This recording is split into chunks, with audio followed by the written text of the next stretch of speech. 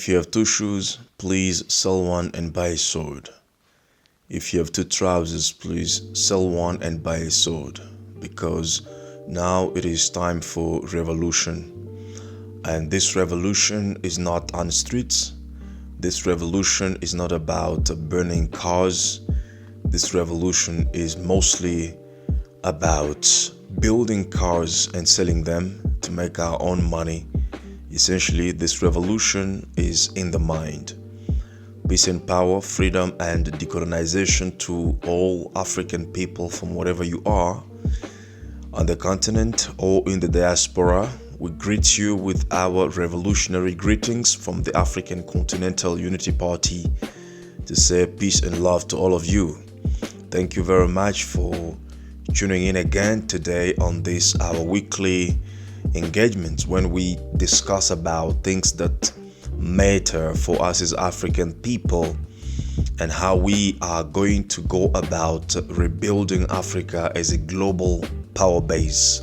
You see, all the revolutionaries throughout history, they've done these three things. They've started, they have struggled, and they have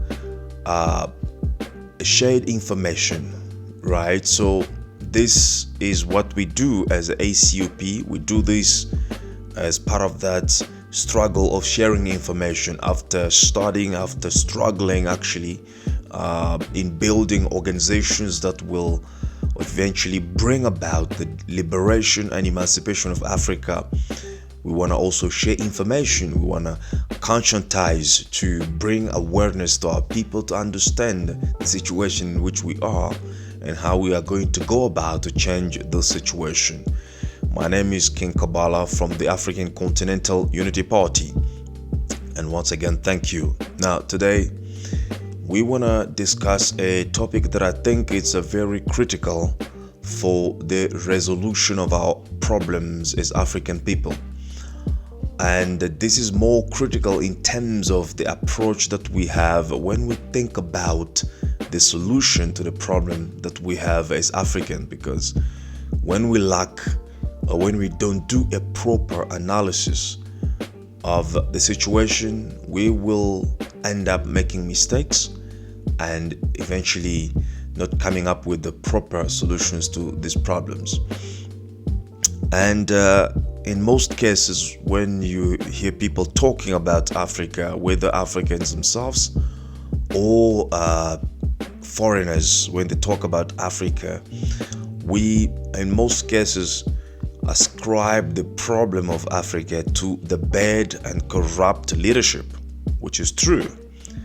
We say that if we have a proper leadership in Africa, if we get rid of corrupt leadership in Africa, we will be able to change Africa, be able to eventually develop Africa, quote unquote.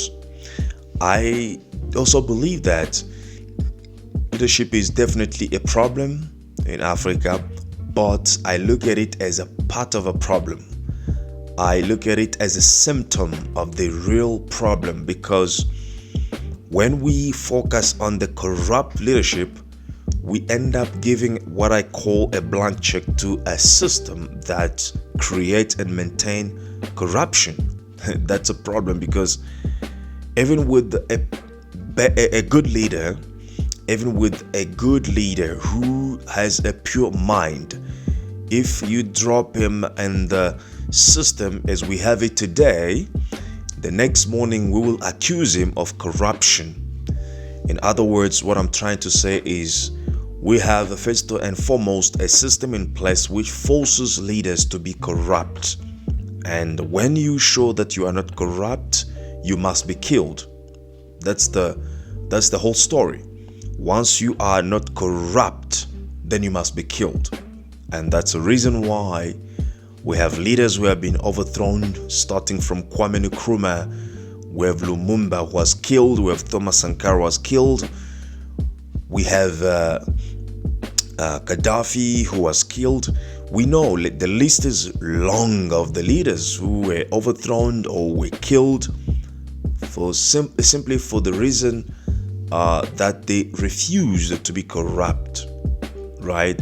And we have leaders that have been into power for more than 4 decades in Cameroon, in Congo Brazzaville, and I think in Equatorial Guinea, Teodoro Obiang, I think that should be the guys. All these leaders have been into power in Rwanda. So we have leaders who have been into power for many decades and who seem to be even having a kind of leadership that we can call dictatorship, but they have never been bored. They have never been actually bothered or disturbed by the system, simply because they comply with the regulation of the system, which demands that African leaders must be corrupt. So that's what we understand, and that's what is a reality. And when we remove our focus, when we neglect this aspect, we end up having a bad analysis of the situation that focus on actually the symptom of a systemic challenge rather than on the system itself that creates chaos, precarities, and sufferings on the continent, right? So let me delve into how this came about, in how this actually functions, just a bit to make you aware of the system. When we talk about the system, what is the system, in case you are not aware of it, but in case you are aware of it, then to remind you that this is our biggest challenge, and eventually suggest what we think from the African Continental Unity Party can be the solution to eradicate these conditions that we are going through as African people. Now, today when we talk about the system, since the end of the Second World War, mainly the system has been maintained, or actually created and maintained, by United States of America and its allies. We can talk about England, France in majority. Now, if I can give a title to this discussion, I would say that the United States of America is the greatest threat to the world's peace and world's prosperity. And that is the truth, because that statement actually was said by the Chinese foreign minister, who was talking recently, a couple of months ago, commenting about the US attitudes toward other countries in the world. And even to push it further, there's an American author who is called Chomsky, actually that's his name, Chomsky.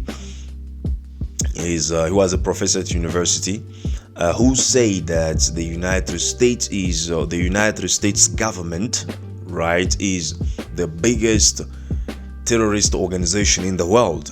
So before even I begin to talk or to explain whatever I have to explain, you have already the understanding or the idea of what the United States is, not from me, but from actually people who are dealing, with how can I put it, the Americans themselves and the Chinese, not Africans. So this is very important for us to understand. But the question is, how is the United States government the biggest terrorist group in the world? And why is it actually the threat to the world peace? First and foremost, you need to understand that we have a situation today in the world through the world propaganda machine, as I like to call it. We have an idea that when we hear about terrorists, we look at Asian people, Arab people holding AK-47, shouting death to America, right? And some of them ready to blow themselves to kill 1 or 2, 3 people with them. And the television has given us, and American movies, they have given us a bad, or actually a terrific image of these people, of Talibans, of the so-called terrorists, Islamic states, and all those kind of groups that we know. And we are so in fear are these groups, because once we hear about them, we see danger, we see explosions, we see a lot of things. But these people are branded a terrorist because, as I said, they just carry sometimes AK-47 and shouting death to Americas and stuff like that. But in reality, America does not shout death to Arabs, to Afghanistans, or to Africans or whatever else. America does not do that with AK-47. What America does in reality is to bring death to those people. America comes with bombs and drop those bombs on those people, killing thousands of them, killing hundreds of them in months, right? America drops bombs on schools or hospitals, on bus with the kids, right? With the aim to kill one so-called terrorist. I didn't say this. Themselves, the American commentators and writers, they say these kind of things. So this is to already actually paint a picture of the context of terrorism. But the reason why we call these protesters and freedom fighters, in reality we call them terrorists, is because of the major international propaganda machine which has been perfectly put in place to change yours and my perception, to look at the enemy, to look at the oppressor as the innocent, and to look at those who are oppressed as the troublemakers and the terrorists. So this propaganda machine has been working so well since we are connected, and obviously we are, how can I put it, connected and in a deep relationship with our TV and all this kind of American PR stuff. So that is actually the reality of the world, is to change the picture, to paint a different picture from the reality of things so that you can deceive people. Now, let's look back around 1945, what was happening, to understand exactly what is going on today. In 1945, at the end of the World War II, which as a revolutionary I would call at the end of European tribalistic war, because everything that Europeans do is becoming eventually international and world events, so to say. But anyway, at the end of that European war, America was the winner of the war. America was not touched. America eventually participated in the war, but it was the winner of the war because America was not destroyed as other European countries were destroyed, and some Asians as well. So at that moment, the United States had by themselves 43 to 47% of the wealth in the world by themselves, while the population was just about 5%, but they accounted for themselves 45% of the wealth in the world. Now, the American thinkers, through different organizations such as trilateral commissions or the Council on Foreign Relations, were now drafting policies to keep America in that position of superiority, economically and militarily speaking, as much as possible or indefinitely. That was the aim. And one of the important figure in this period, this era, is called George Kennan. You can Google that. George Kennan is one of the major figures participating in drafting some policies that were to maintain the United States in the position of leadership or in the position of superiority, controlling the large share of the world's wealth, and obviously keeping other countries in the conditions of subjection. And one of the policies that were drafted during that time was in a document that was called National Security Memorandum 68. You can also Google that. The National Security Memorandum 68 was a document that contained some important policies that the American government had to follow in order to implement the agenda of keeping themselves in superior position as the superpower while keeping other countries in their subjection. Now, quickly, what they did through that document or that policy was to divide the world in different sections. For example, they allowed Japan and Germany to be the industrial leaders of European countries. And that has been like that, up until now, right?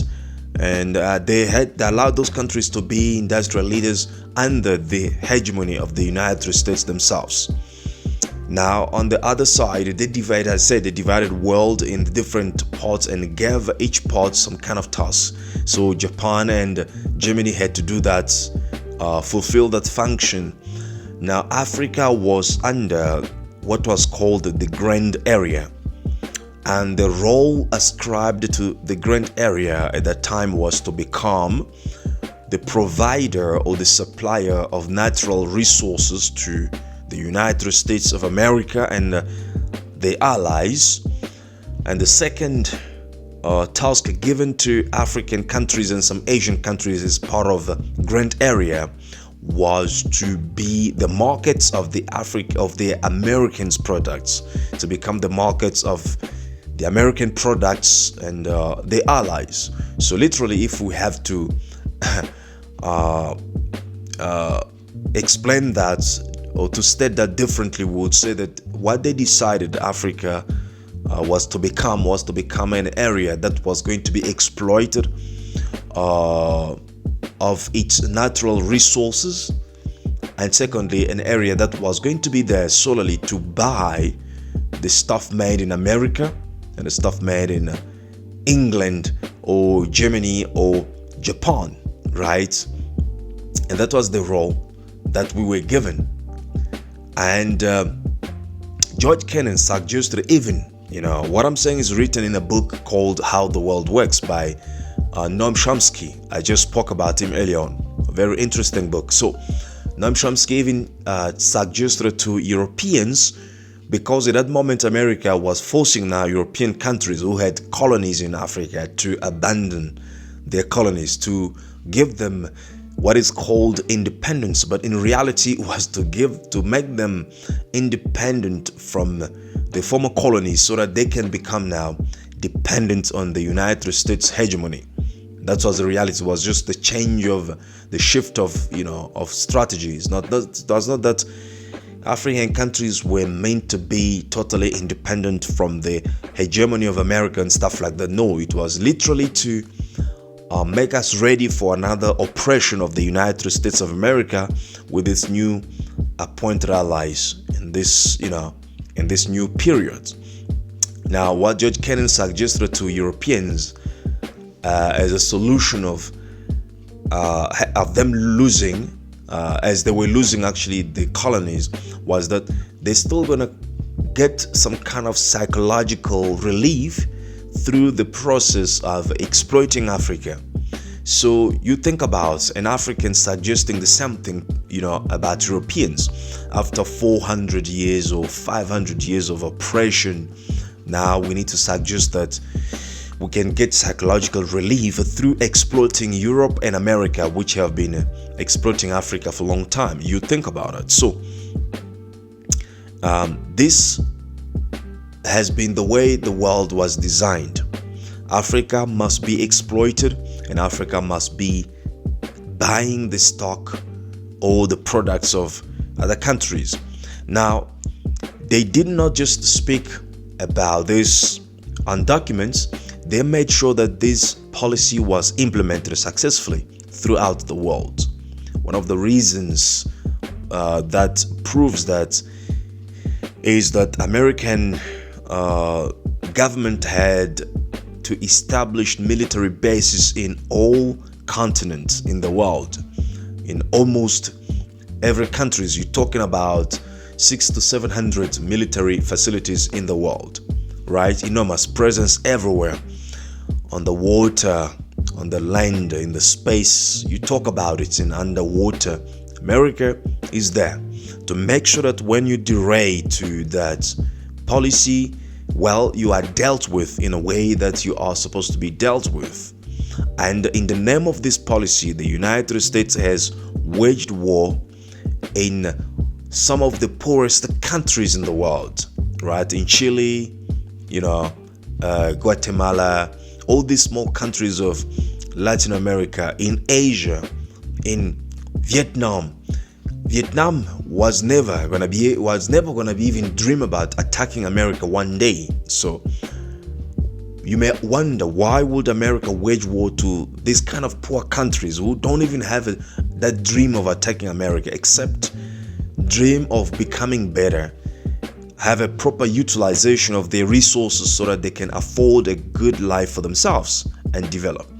The reason is that a poor country which can manage to develop itself with its mega resources, for example, a country like Ethiopia, if it can succeed to develop itself with few resources, it's a very bad example for countries such as Congo, which is got plenty of resources, countries such as Zimbabwe, countries such as Ghana, Nigeria, which has plenty of resources. It's going to be a bad example because these people will begin to ask themselves, why is this small country like Ethiopia, Somalia has been able to develop themselves with not much resources, while we have a lot of resources but we don't develop? And eventually it's gonna be a revolution, gonna turn up the situation. So they have referred to this these small countries' development as a threat of a good example.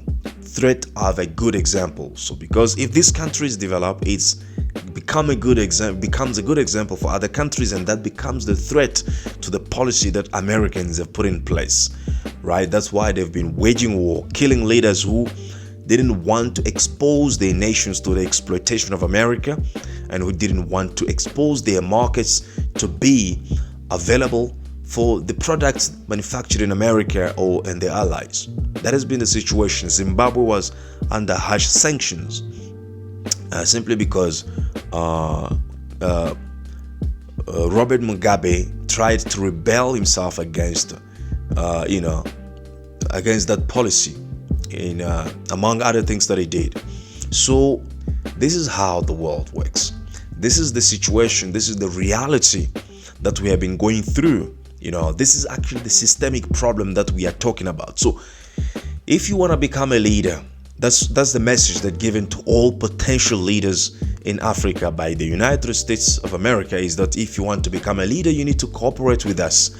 And that cooperation implies that you need to be able to allow us to exploit the natural resources of your country.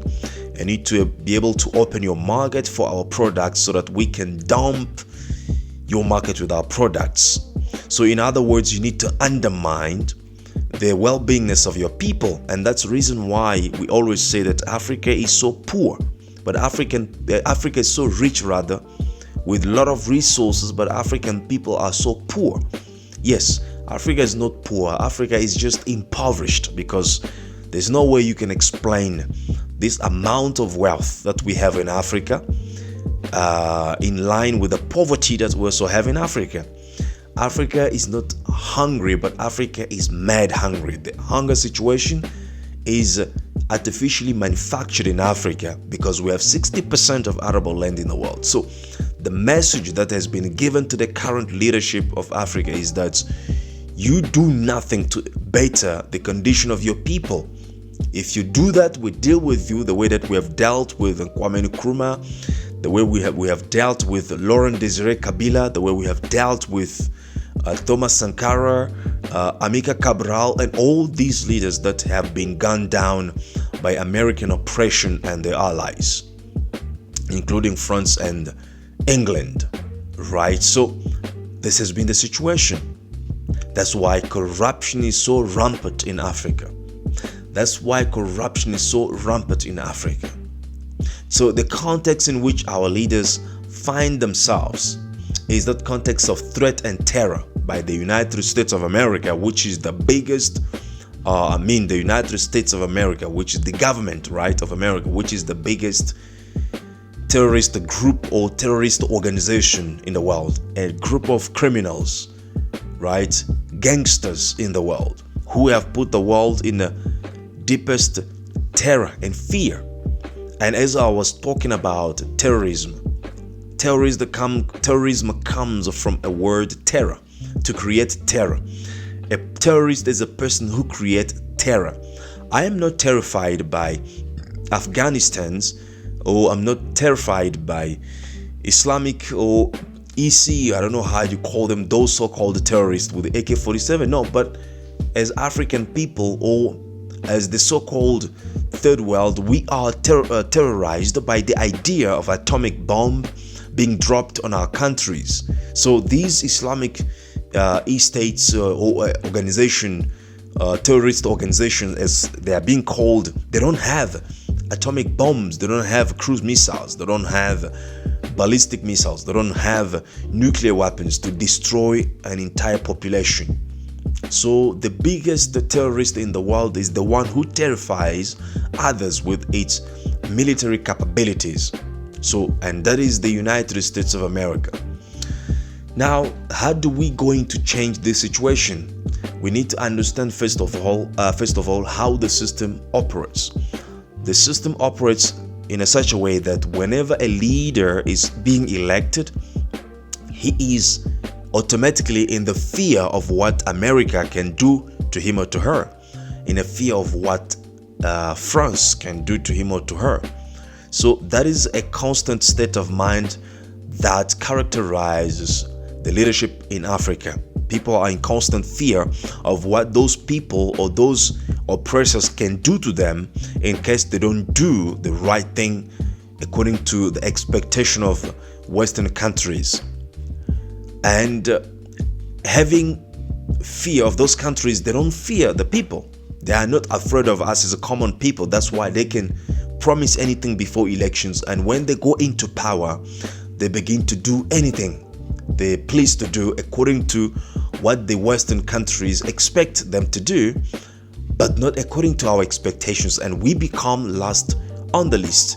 And in most cases, our own expectations as the people who elected them have never been satisfied. So how do we change this situation?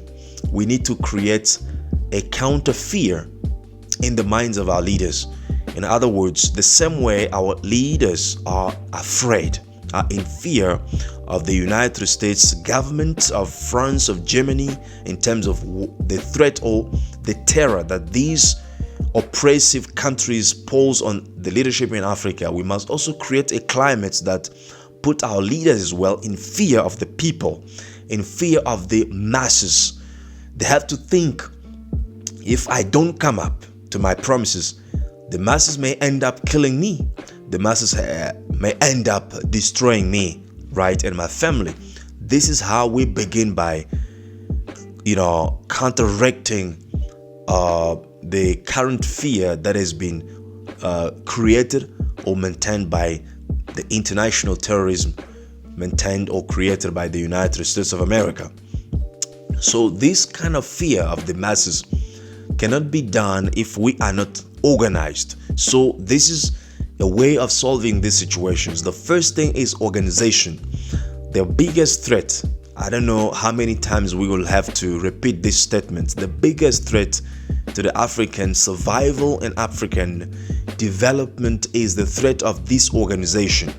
We are isolated in our own corners, thinking that individually, each one of us in our great minds, we are able to solve these problems. No, systemic problems must be solved with a system change.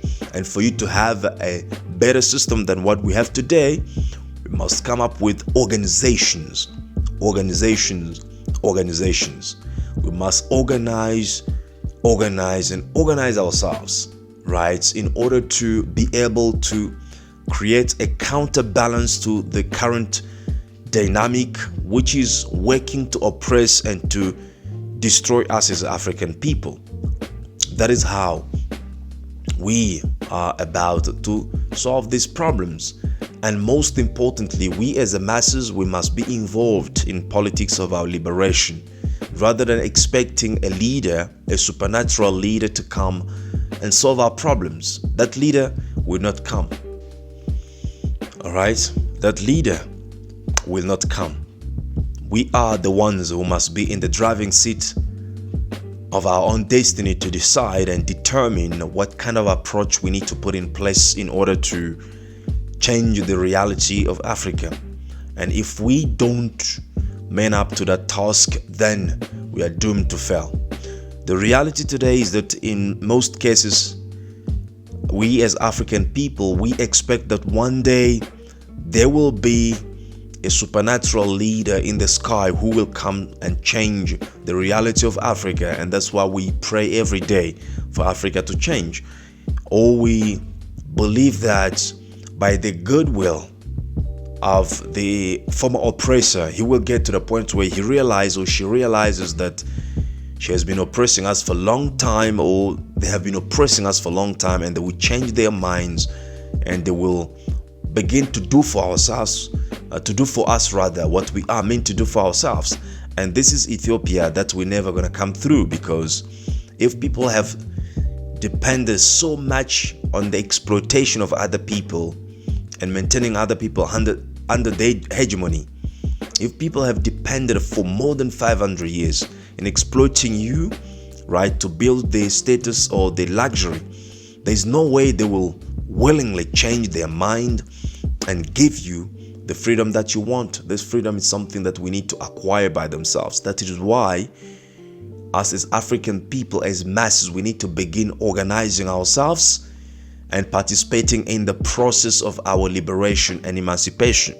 So now, if you are an African person curious about the future of Africa, interested to see Africa in a better position, in a position of power, what you need to do is to join an organization that aims for this agenda of African liberation and African emancipation. That's what I've done. That's what other people have done by joining the African Continental Unity Party, which is a political party that is not based on the current system, but a party, a continental party that comes with a different system. And a sign of this different or of this system change actually is based on the name that we carry, Continental Party. No longer a micro-tribalistic party or a fake national party, right? This is a party that is aiming about whole of Africa as one nation, to organize ourselves, to prepare ourselves for the most important revolutionary strike that we have to eventually deliver to get our liberation and our emancipation. Now, I've explained the way forward in the context of today. Reality is that we need to organize ourselves. We need to be involved in a political process that will bring about the liberation that we expect, because that liberation and emancipation is not going to come from a supernatural leader. It's not going to come from prayer. It's not going to come from any kind of incantation that we want to do, because if it was possible, then it would have been possible during the past 60 years that we have been working with those kind of solutions of expecting that by electing a good leader, we'll be having a chance to change our reality, not knowing that the leader is just like a drop of water that you want to drop in a bottle that contains blood. Eventually the water will never gonna make a huge difference. It's gonna be turned into blood. That is the system in which we are living today. Once a good leader is dropped in the system turns that leader automatically into a corrupt leader who cannot bring about change expected to the African people.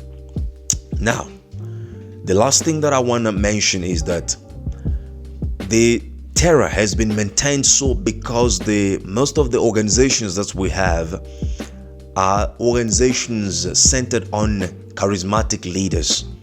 Organizations that we have been having are centered on charismatic leaders, and this is one of the problems that I've explained, which reflect our mindset as African people to expect that one charismatic leader, supernatural leaders, has a solution to come and as a solution to our problems, has the power to come and deliver us from the oppression we are facing, or we are going through, of being in the land that is rich but being poor at the same time, or literally being impoverished. So this has been also a downfall of our struggle, because when you have the whole organization centered on a charismatic leader, it is easy to destroy that organization. Do you know how? By destroying the leader who is at the center of the organization. The whole movement dies with the leader who has been destroyed. That is how the American terrorism was able to kill the dream. Not even to kill, because the dream revolution cannot be killed. You can kill a revolutionary, but you cannot kill the revolution, right? So, but at least they were able to hinder the progress of Kwame Nkrumah's revolution in 1963 by overthrowing Kwame Nkrumah. They were able to kill the momentum of Patrice Lumumba's revolution by killing Patrice Lumumba, because most of those organizations were centered on those charismatic leaders. Now, the approach that we need to do now, or to come with now, is we are building now revolutionary organizations to create a counterbalance in the atmosphere of terror in which our leaders find themselves, and to create a new system actually that we deem fit for our own problems.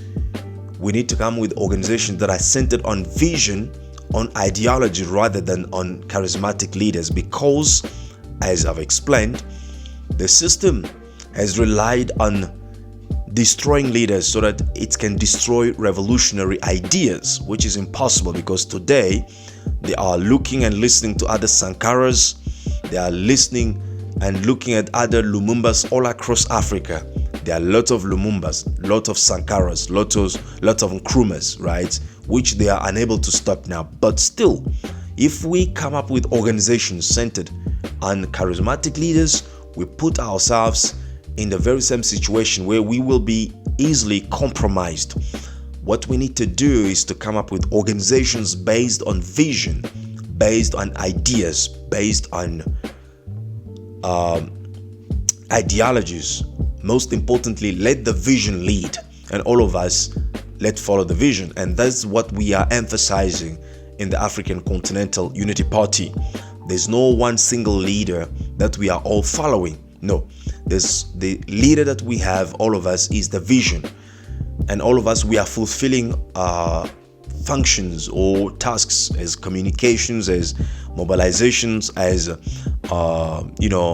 educators, as different functions that we are fulfilling, right? It's fundraising, stuff like that. But the supreme leader that we have is the vision, and this vision is none other than rebuilding Africa as the global power base.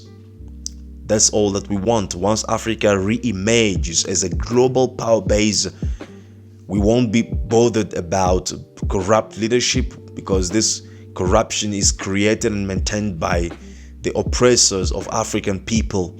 We won't be bothered about poverty, because we are being impoverished. And when we have the power, we'll be able to enrich ourselves through our natural resources. So you see, all the problems that we have relates to our state of powerlessness, and that's the ultimate vision that any serious organization, revolutionary organization in Africa must aim for: power and emancipation, power and the liberation of Africa, power and restoration of Africa.